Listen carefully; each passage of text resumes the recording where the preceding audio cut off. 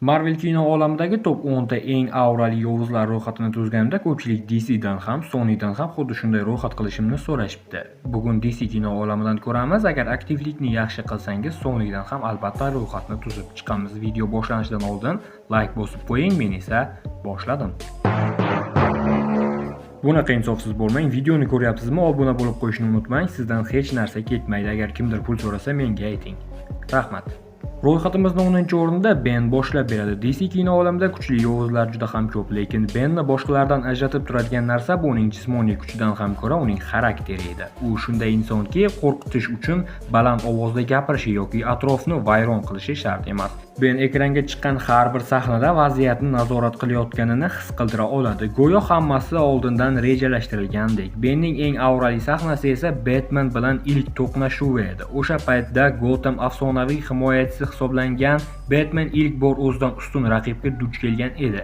Jang yakunida esa Ben Batman belini sindirib tashlaydi. Bu nafaqat filmning, balki komiks filmlar tarixidagi eng esda qolarli sahnalardan biri edi. Aynan shu sababli Ben ro'yxatimizning 10-pog'onasidan joy oldi.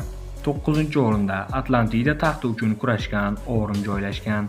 Ko'pchilik uni Aquamanning soyasida qolib ketgan yovuz deb hisoblaydi, lekin filmni diqqat bilan kuzatgan odam uning oddiy yovuz emas ekanligini yaxshi biladi. Orim o'zini bosqinchi yoki jinoyatchi deb hisoblamaydi. Aksincha, u okean xalqini himoya qiladigan haqiqiy hukmdor ekanligiga ishonadi. Balki aynan shu sababli uning harakatlarida ikkilanib qolmaysiz. U nima istayotganini aniq biladi, shu maqsad sari qat'iyat bilan harakat qiladi. Orimning eng aurali sahnasi esa Atlantida qo'shinlari oldida nutq so'zlayotgan payti edi. O'sha sahnada u shunchaki shahzoda emas, haqiqiy qiroldek ko'rinadi. Minglab askarlar uning ortidan ergashishga tayyor edi va bir necha daqiqaga bo'lsa ham tomoshabin nima uchun unga bunchalik ko'p odam ishonayotganini tushunib qoladi. Shu sababdan ham Orim ro'yxatimizning 9-o'rinni egallaydi.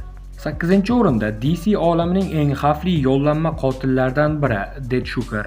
Men to'g'ri o'qidim deb umid qilaman. Agar xato bo'lsa, izohlarda to'g'rilab keting. Deathstroker joy olgan. Ba'zi yovuzlar o'z kuchini namoyish qilish uchun katta nutqlar so'zlaydi. Deathstroker esa buning teskarisi. U qancha kam gapirsa, shuncha xavfliroq ko'rinadi. Deathstroker haqida eng qo'rqinchli jihat shundaki, u ko'pincha hissiyotlarga berilmaydi. Unga topshiriq berildimi, demak u bajariladi. Deathstrokerning eng aurali sahnasi esa Lex Luthor bilan uchrashgan lahza edi. Sahna juda ham qisqa davom etadi, lekin uning kemadan chiqib kelishi, niqob va sovuqqon harakatlari bir narsani anglatadi. Bu odam bilan hazillashib bo'lmaydi. Shu qisqa sahnaning o'zi ham Deathstrokerning qanchalik salobatli obraz ekanligini ko'rsatishga yetar edi. Shu sababli ham u ro'yxatimizning 8-o'rindan joy olgan. Menimcha adolatli deb umid qilaman. 7-o'rinda Qora Adam filmining asosiy yovuzi Sabak joylashgan. Filmning katta qismida u oddiy inson sifatida ko'rinadi, lekin haqiqiy kuchga ega bo'lganidan keyin hammasi o'zgaradi. Sabakning aurasi uning tashqi ko'rinishidan boshlanadi, chunki oddiy yovuzlarga o'xshamaydi. Uning paydo bo'lishi bilan filmning ohangi ham qorong'u tus ola boshlaydi. Sabakning eng aurali sahnasi esa do'zax kuchlaridan qabul qilib, to'liq shaklga kirgan payti edi. O'sha lahzada u shunchaki navbatdagi raqib emasligi bilinadi. Hatto Qora Adamning o'zi ham bu safar jiddiy qarshilikka duch kelganini tushunadi va u ro'yxatimizni 7-o'rinni band qiladi. 6-o'rinda ko'pchilik unutib yuborgan, lekin ekraga chiqqanida e'tiborni tortadigan Dala Borisi joylashgan. DC filmlarining ko'plab yovuzlari ayyorlik yoki manipulyatsiya bilan ajralib turadi. Dala Borisi esa buning aksi. U kelgan joyda urush boshlanishi aniq. Uning tashqi ko'rinishi, qurol aslahasi va jang uslubi oddiy dushmandan ko'ra qadimiy bosqinchini eslatadi. Dala Borisining eng aurali sahnasi esa Amazonlar yurtiga bostirib kirgan payti edi. O'sha sahnada minglab jangchilar uni to'xtatishga urinadi, lekin u go'yo oldida hech kimni sezmayotgandek harakat qiladi. Tomoshabin aynan o'sha paytda qahramonlar qanday muammoga duch kelayotganini his qilgan edi. Mana shu salobat uni ro'yxatimizning 6-pog'onasiga olib chiqadi. 5-o'rinda Kryptonning eng mashhur yovuzlaridan biri General Zod. Zodni boshqalardan ajratib turadigan jihati shundaki, u o'zini hech qachon yovuz deb hisoblamaydi. Uning nazarida qilayotgan ishlarning barchasi o'z xalqini saqlab qolish uchun edi. Shuning uchun ham uning har bir qaroriga ishonch seziladi. General Zodning eng avrali sahnasi esa yer ahliga yuborgan mashhur xabari edi. Bir necha soniya ichida butun dunyo ekranlarida bitta yuz paydo bo'ladi va o'sha inson yerga emas, balki butun insoniyatga buyruq berayotgandek gapiradi. Shu sahnadan keyin filmning xavfi birdaniga bir necha barobarga oshib ketgandek tuyuladi. 4-o'rinda DC olamining eng aqlli va eng xavfli insonlaridan biri Lex Luthor joy olgan. Ko'pchilik yovuzlar qahramonlarga kuch bilan qarshi chiqsa, Lex esa boshqacha yo'lni tanlaydi. U Supermenga musht bilan emas, aql bilan qarshi chiqqan kam sonli yovuzlardan biri. Tasavvur qiling, qarshingizda sayyoralarni qutqara oladigan, o'qqa ham, portlashga ham dosh beradigan qahramon turibdi. Lex esa oddiy inson bo'lishiga qaramay, o'sha qahramonni eng katta muammolardan biriga aylana olgan. Lexning aurasi ham aynan shunda. U xonaga kirgan zahoti kuch namoyish qilmaydi, lekin uning har bir gapi ortida qandaydir reja yotgandek tuyuladi. Lex Luthorning eng avrali sahnasi esa Batman va Supermanni bir-biriga qarshi qilib qo'ygan payti edi. O'sha vaqtga kelib dunyoning eng kuchli qahramonlari bir-biri bilan jang qilayotgan bo'ladi, lekin butun voqealar ortida ip bilan tortib turgan odam aynan Lex edi. Eng qizig'i, u mushtlashmaydi ham. Shunga qaramay film davomida eng xavfli odam bo'lib qolaveradi. Ba'zan eng katta qurol super kuch emas, aql bo'lishini Lex Luthor hammadan yaxshi isbotlab bergan. 3-o'rinda esa ko'pchilik qahramonlar duch kelishni istamaydigan mavjudot Doomsday. Doomsday haqida gap ketganda uning kuchini alohida ta'riflashning ham hojati yo'q, chunki bu mavjudot paydo bo'lishining o'zidayoq falokat boshlanishini anglatadi. Uning na buyuk rejasi bor, na uzun nutqlari. Doomsdayning butun mavjudligi bitta narsaga qurilgan, yo'q qilish. Balki aynan shu sababli u bunchalik qo'rqinchli ko'rinadi. Doomsdayning eng avrali sahnasi esa Superman, Batman va g'aroyib ayol bilan to'qnashgan payti edi. O'sha vaqtga kelib tomoshabinlar ham oddiy yovuz emasligini tushunib bo'lgan bo'ladi. Chunki unga qarshi birdaniga 3 ta qahramon kurashayotgan bo'lsa ham u to'xtamaydi.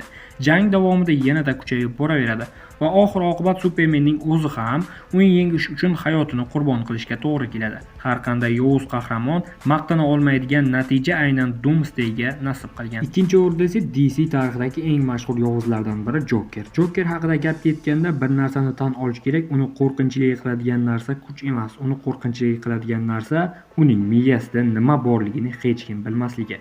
Ko'plab yovuzlarning maqsadi bo'ladi. Kimdir dunyoni egallashni istaydi, kimdir qasos olishni. Joker esa ba'zida shunchaki tartibsizliklarni tomosha qilish uchun harakat qilayotgandek ko'rinadi. Shuning uchun ham u bilan kurashish juda ham qiyin. Chunki oldingizdagi odam nimani xohlashini o'zingiz ham bilmaysiz. Jokerning eng avrali sahnasi esa shubhasiz kasalxonadan chiqib ketayotgan payt edi. Orqadan ulkan portlashlar sodir bo'layotgan bo'lsa ham u xuddi hech narsa bo'lmayotgandek yuradi. O'sha sahnada bir necha soniya davom etsa ham Joker obrazining butun mohiyatini ochib bergan. Chunki na kuchdan zavqlanadi, na hokimiyatdan zavq oladi u. U odamlarning ichidagi qo'rquv va tartibsizliklarni yuzaga chiqarishni yaxshi ko'radi xolos. Mana shu jihat uni nafaqat Batman uchun, balki butun kino tarixidagi eng esda qolarli yovuzlardan biriga aylantirgan desam mubolag'a bo'lmaydi. Va nihoyat ro'yxatimizning birinchi pog'onasi. Bu joyni DC kino olamining eng salobatli yovuzlardan biri Darkseid egallaydi. Darkseid haqida gap ketganda ko'pchilik uning kuchini eslaydi, lekin bugun biz kuch haqida emas, aura haqida gaplashyapmiz.